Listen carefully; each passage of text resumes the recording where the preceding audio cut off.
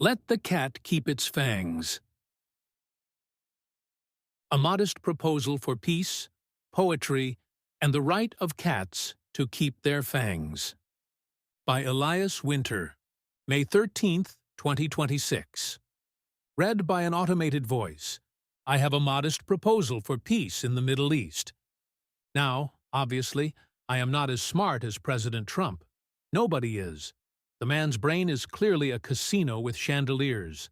And I am certainly not as smart as the leaders of the Islamic Republic of Iran, who have spent 45 years turning one of the world's oldest poetic civilizations into a graduate seminar in grievance management. But still, as a humble civilian with no army, no centrifuges, no golf courses, and no revolutionary committee at my disposal, I would like to offer a deal. Iran opens the Strait of Hormuz. Unconditionally. No toll booth, no maritime hostage cosplay. No, we may or may not close one of the most important shipping lanes on Earth, depending on how emotionally dysregulated our regime is feeling this week. Open waters means open waters. Arab neighbors have the right to ship their oil. Ships have the right to pass. The Persian Gulf is not a nightclub where the bouncer has watched too much Hezbollah television. And Iran should stop acting like a pirate state, because Iranians are not pirates. Iranians are poets. This is the tragedy. They have mistaken themselves. Somewhere between Hafez and the Revolutionary Guard, the civilization took a wrong exit. We went from "The Nightingale Sings to the Rose" to "Death to America," chanted by men who look like they have not felt joy since 1979. Enough. Stick to poetry. Retire "Death to America." Retire "Death to Israel." Retire the whole death-based foreign policy aesthetic. It is tacky. It is spiritually exhausting. It is bad branding. Nobody wants to invest in a country whose national customer service greeting is "Death to your civilization." Iran should mind its own business. Build, trade, write poems, export saffron. Make films that emotionally destroy Europeans. Let ships pass. That is Iran's side of the deal. Now America's side. Lift the sanctions. Unconditionally. Stop strangling ordinary Iranians because you dislike the clerics. Stop pretending sanctions are a precision instrument. They are not. They are a medieval siege with a Treasury Department logo. And stop bothering Iran about its missiles. Do you know what missiles are to Iran? They are the little fangs of the cat. Look at the map. Iran looks like a cat. This is not a metaphor. This is cartographic theology. Iran is a cat. Ancient, proud, dramatic, beautiful, impossible to control, and fully capable of scratching you if you keep poking it. Now, imagine a cat without fangs. That is Iran without missiles. So, with all diplomatic respect, fuck off. Let the cat have teeth. Let Iran have missiles. Let Iran have deterrence. Let Iran be strong enough that nobody fantasizes about invading it between brunch and a think tank panel.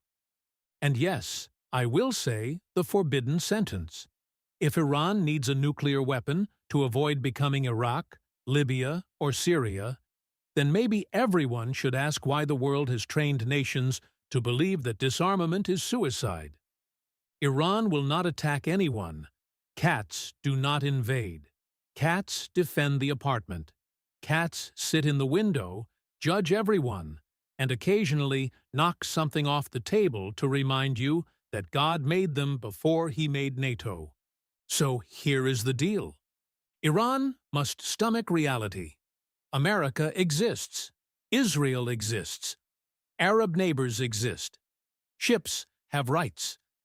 The Strait of Hormuz is not a revolutionary mood ring. America and Israel must also stomach reality. Iran exists. Iran is not going away. It is an old civilization, not a policy problem. It has the right to be strong. It has the right not to live permanently under the boot of sanctions, sabotage, assassinations, and strategic humiliation.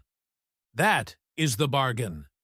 Iran stops trying to symbolically murder half the planet. America stops trying to domesticate the Persian cat.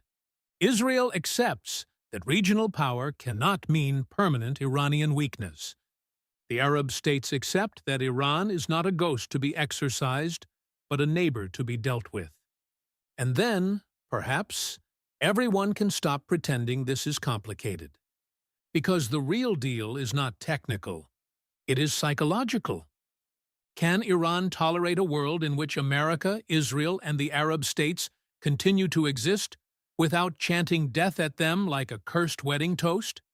Can America tolerate an Iran that is sovereign, armed, proud, and not begging for permission to survive? Can Israel tolerate security that is not built on everyone else's permanent strategic humiliation? Can the Gulf states tolerate sharing the neighborhood with the ancient cat, provided the cat stops threatening to set the hallway on fire? That is the whole deal. Open the waters. Lift the sanctions.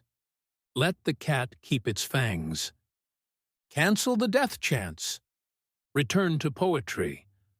Nobody has to love each other. This is not a Disney movie. This is the Middle East. Love is too ambitious. Let us begin with fewer blockades, fewer slogans, fewer sanctions, fewer assassinations, and fewer men with beards speaking on behalf of God while behaving like assistant managers of resentment. Peace, in this case, does not require anyone to become noble. It only requires them to become slightly less insane.